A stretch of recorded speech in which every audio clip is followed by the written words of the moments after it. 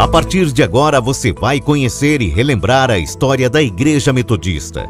Te convidamos a viajar conosco nessa linha do tempo. Em 2 de setembro de 1930, a Igreja Metodista no Brasil se tornou autônoma da Igreja Metodista Episcopal do Sul dos Estados Unidos. A responsabilidade agora está nas mãos de pouco mais de 15 mil membros, 18 mil alunos da escola dominical e 76 pastores nacionais, além de muitos missionários que continuavam cooperando com a missão em terras brasileiras. Mas para contar a história desses 150 anos de metodismo permanente no Brasil, vamos voltar no tempo um pouco mais. Na verdade, o movimento metodista nasceu às vésperas da Revolução Industrial na Inglaterra, no século XVIII. Os irmãos John e Charles Wesley foram os líderes de um importante movimento dentro da Igreja Anglicana. A preocupação com a vida de santidade, a qual se expressava pelos atos de piedade e obras de misericórdia, foram importantes instrumentos da missão junto ao povo pobre.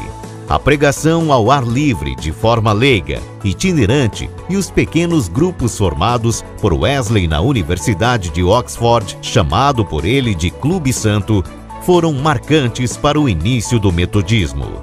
Aliás, para John Wesley, George Whitefield e Charles Wesley, considerados os pilares do movimento metodista, as pregações às classes excluídas eram de extrema importância. O trabalho deles possuía um forte caráter popular de responsabilidade social.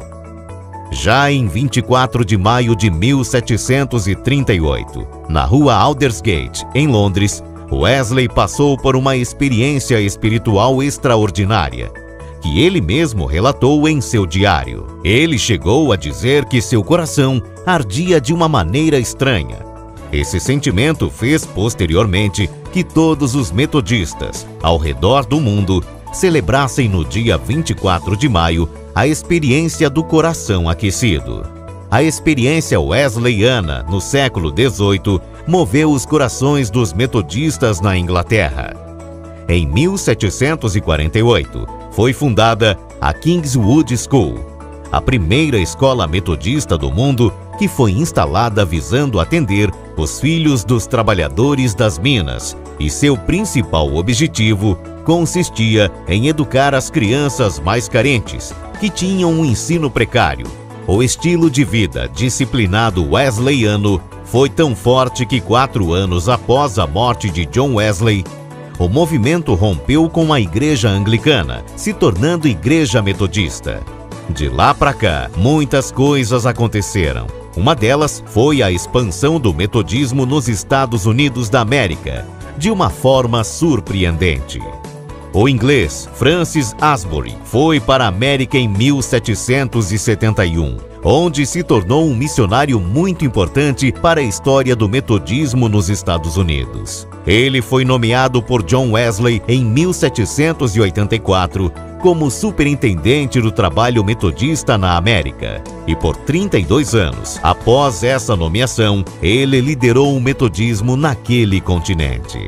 Infelizmente, a escravidão se tornou um fator de divisão entre os metodistas americanos. No sul escravagista, em 1846, formou-se a Igreja Metodista Episcopal Sul, aliás, a principal responsável pelo trabalho missionário no Brasil. Na década de 1830, chegaram os primeiros espias em terras brasileiras. O reverendo Fontaine Pitts desembarcou no Brasil em 1835, mas no ano seguinte ele foi sucedido por Justin Spalding. Spalding pediu reforços missionários e em 1837 o reverendo Daniel Kidd chega ao Brasil. Ambos permaneceram no país até 1841, ano em que a missão foi interrompida, mas deixou os caminhos abertos para os novos missionários. O ano de 1867 é um marco do metodismo permanente no Brasil. O missionário Júnior Stan Newman desembarcou no Rio de Janeiro daquele ano para dar continuidade à semente deixada em solo brasileiro. A vinda de imigrantes do sul dos Estados Unidos por causa da Guerra Civil Americana foi um fator primordial para a chegada de Newman e sua esposa, Mary Newman, no país. No início, eles se estabeleceram em Niterói. No entanto, sem vínculos institucionais, a família Newman migrou-se para Santa Bárbara do Oeste, interior de São Paulo. Admirado por ser um homem bastante culto, Newman fez amizade com Prudente de Moraes e outras autoridades brasileiras. Somente em 1875, que Newman foi reconhecido oficialmente pela Igreja Metodista Episcopal como missionário da colônia americana. Novos reforços missionários também chegaram ao Brasil. O reverendo John James Hanson iniciou a missão no Rio de Janeiro em 1877 e criou em 1886 o Metodista Católico, órgão oficial da Igreja Metodista em terras brasileiras. Um ano depois, o periódico mudou de nome e veio a ser chamado de Jornal Expositor Cristão, que completou em 2017 131 anos de história e já foi reconhecido várias vezes como o melhor jornal cristão do Brasil. Outros missionários com suas famílias chegaram no final da década de 70. O Codger, Kennedy, Tarbuck e Tucker, sendo que os três últimos formaram o chamado Trio de Ouro. Em 1889, a missão se expandiu para os estados de Minas Gerais, São Paulo e Rio de Janeiro. A igreja tinha paz e o Senhor ia acrescentando dia a dia os que iam sendo salvos. Tudo isso só foi possível por causa do trabalho indispensável das mulheres. Podemos citar as filhas de Newman, que fizeram amizades com as filhas de Prudente de Moraes. Anne Newman cuidou do marido, que teve febre amarela, mas depois também contraiu a doença e não resistiu. Várias outras mulheres foram motivadas a financiar missionários e educadoras no Brasil. Martha Watts assumiu essa vocação, tornando-se uma das principais fundadoras de escolas em Piracicaba, Belo Horizonte e Petrópolis. O nome Colégio Piracicabano foi escolhido para mostrar que o primeiro colégio metodista do Brasil era aberto a todas as pessoas, não apenas os metodistas ou imigrantes americanos. Martha era muito preocupada com a missão evangelizadora e com a educação feminina. Aliás, a educação nunca esteve distante da missão da Igreja Metodista. Novos colégios foram criados por todo o Brasil, pelas educadoras metodistas e pelos missionários. E assim, a missão se expandia pelas terras brasileiras, alcançando cidades. Em 1880, o reverendo Justus Nelson iniciou o trabalho missionário em Belém do Pará. No Nordeste, houve uma tentativa de implantação do metodismo no mesmo ano pelo missionário Jorge Ning, acompanhado por um grupo de missionários. Enquanto a igreja crescia missionariamente, escolas eram abertas. Martha Watts continuou seu trabalho junto com outras educadoras. Em 1895, ela fundou o Colégio Americano de Petrópolis. Leonora Smith fundou o Colégio Metodista em Ribeirão Preto. Ela destacou-se pelas atuações de suas professoras no atendimento às vítimas de febre amarela, que assolou a cidade em 1903. Já em 1906, o missionário Hugh Clarence Tucker, para atender a população carente do Rio de Janeiro, fundou o Instituto Central do Povo. Em 1910, a igreja já reunia 6.910 membros. E até o processo de autonomia da Igreja Metodista, em 1930, outras dezenas de instituições foram criadas, dando característica à missão metodista em terras brasileiras. Foi entre os dias 2 a 9 de setembro de 1930, no primeiro Concílio Geral em São Paulo, que a Igreja Metodista do Brasil elegeu o primeiro bispo da igreja instituída, o reverendo John Tarbuck, que iria dirigir uma igreja com 15.560 membros.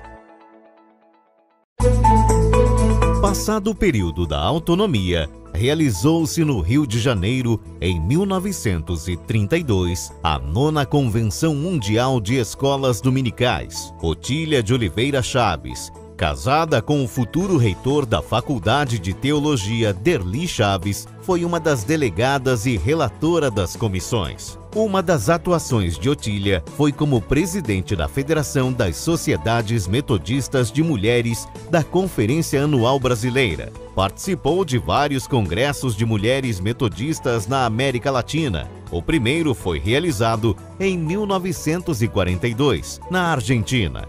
Depois Montevidéu, Lima e no Rio de Janeiro. Em 1948, além de lecionar no Colégio Americano, continuava o trabalho na região, mas foi numa visita aos Estados Unidos que ela recebeu o convite para estudar no exterior. O mestrado foi concluído aos 52 anos em Nashville. Uma outra missionária que trabalhava arduamente no país foi a Eunice Weaver. Eunice colaborou no processo de inclusão de filhas e filhos de pais portadores de hanseníase.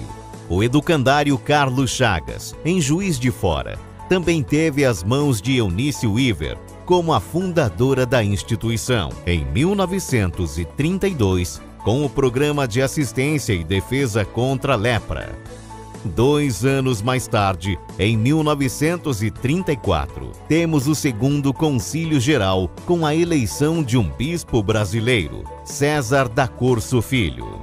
Já em 1938, no 3º Concílio Geral, as faculdades de teologias de Porto Alegre e Minas Gerais deixariam de existir para dar lugar à Faculdade de Teologia da Igreja Metodista, em São Bernardo do Campo.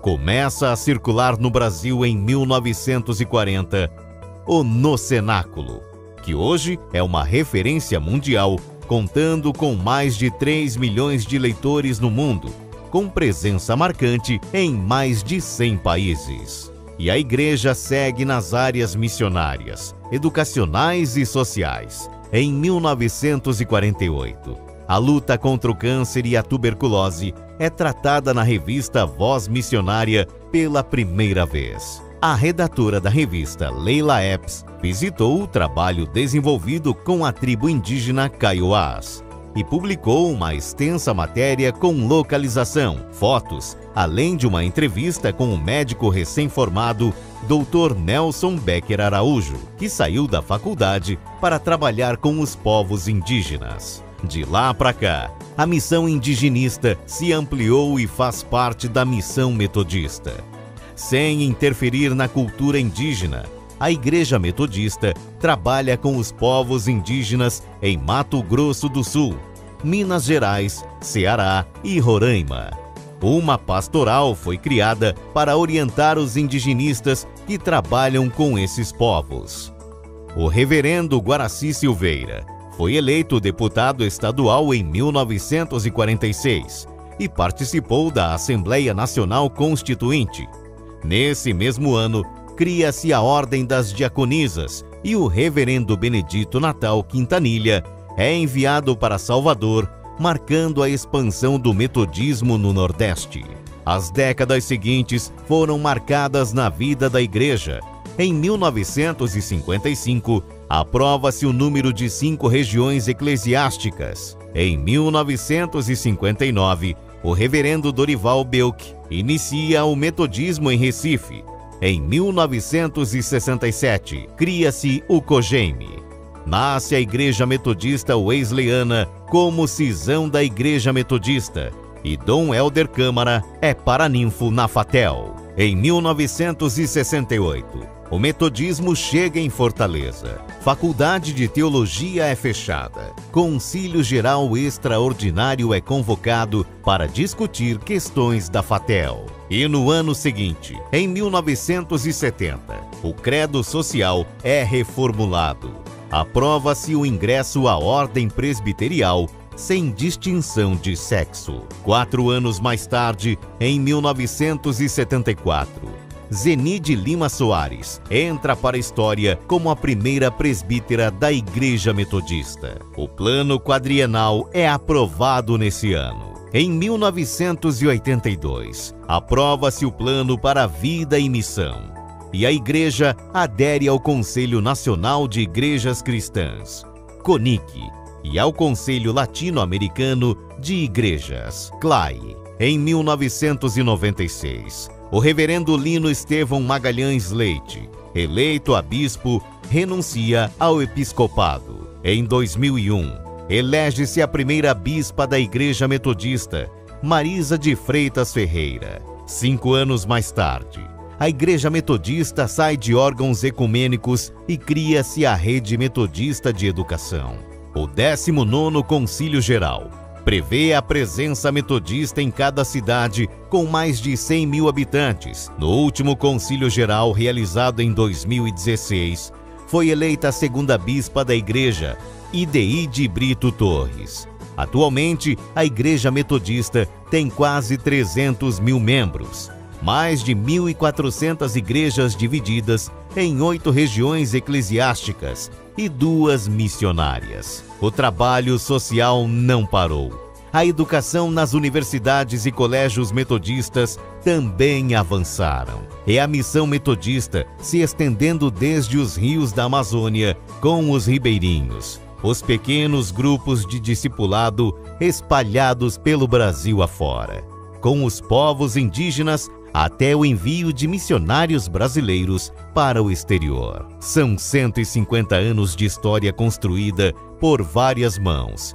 e somamos 80 milhões de membros em todo o mundo. Você também faz parte desse momento importante em nossa igreja. São 1 século e meio de metodismo permanente em terras brasileiras.